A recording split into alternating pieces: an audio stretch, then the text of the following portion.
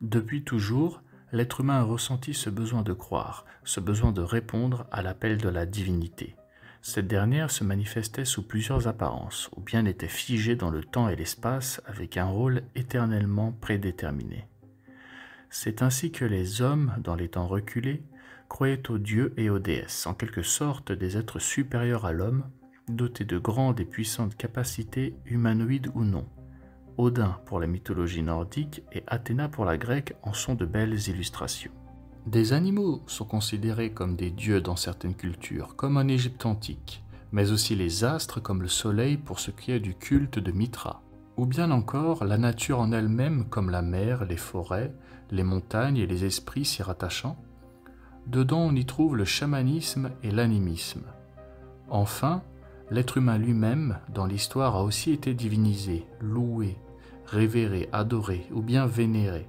Un des exemples de divination de l'être humain est le culte impérial dans la Rome antique, celui de Néron par exemple. Nous allons alors, après tous ces détails énumérés, nous poser une question intéressante, celle de savoir qui est donc l'être humain le plus prié dans le monde.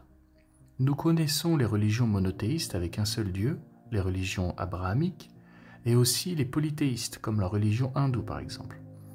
Mettez la vidéo en pause dès maintenant et essayez de trouver selon vous qui est cette personne, cet être humain, à qui le plus de prières sont adressées chaque jour de par le monde. N'hésitez pas à y répondre dans les commentaires. D'ailleurs, vous pouvez aussi liker et partager la vidéo pour me soutenir et m'accompagner aussi dans mes futures vidéos en vous abonnant. Bien, répondons maintenant à cette question. Parmi les religions les plus connues, il en ressort deux qui régulièrement, quotidiennement, prient un ou plusieurs êtres humains.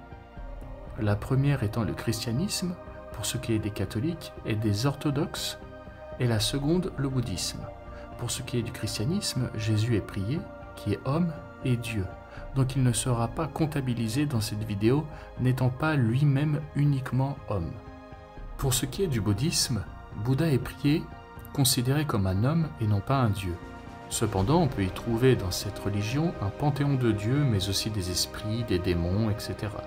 En répondant à cette question par le nombre de chrétiens catholiques et orthodoxes dans le monde, nous arrivons vite à la conclusion. C'est par les chrétiens catholiques et orthodoxes que se révèle la personne la plus priée dans le monde, priée par environ 1,645 milliard de personnes. Voici donc la réponse. Cette personne, cet homme, n'en est en réalité pas un, mais une femme, la Vierge Marie. En effet, tous les catholiques et les orthodoxes prient la Vierge Marie, ce qui fait un total donc de 1,645 milliard de dévots. Ces croyants d'aujourd'hui prient la Mère de Dieu quotidiennement, ardemment, versant pour certains des larmes de joie ou de tristesse, demandant humblement des faveurs, demandant humblement à la plus douce de toutes les mères d'intercéder en notre faveur auprès de notre Seigneur Jésus-Christ. Marie, notre modèle de femme et de mère par excellence. La Vierge à l'enfant, la plus belle représentation de l'amour. Je terminerai sur les paroles d'un célèbre père de l'Église. Dans son portrait de Marie, citons-en un extrait. « Vos yeux seront toujours tournés vers le Seigneur, vers la lumière éternelle et inaccessible. Vos oreilles attentives aux paroles divines et au son de la harpe de l'Esprit, par qui le Verbe est venu assumer notre chair. Vos narines respireront le parfum de l'époux, parfum divin dont il peut embaumer son humanité. Vos lèvres loueront le Seigneur, toujours attaché aux lèvres de Dieu. Votre bouche savourera les paroles de Dieu et jouira de leur divine suavité. Votre cœur très pur, exempt de toute tache, toujours verra le Dieu de toute pureté et brûlera de désir pour lui. Votre sein sera la demeure de celui qu'aucun lieu ne peut contenir. Votre lait nourrira Dieu dans le petit enfant Jésus. Vous êtes la porte de Dieu, éclatante d'une perpétuelle virginité. Vos mains porteront Dieu et vos genoux seront pour lui un trône plus sublime que celui des chérubins.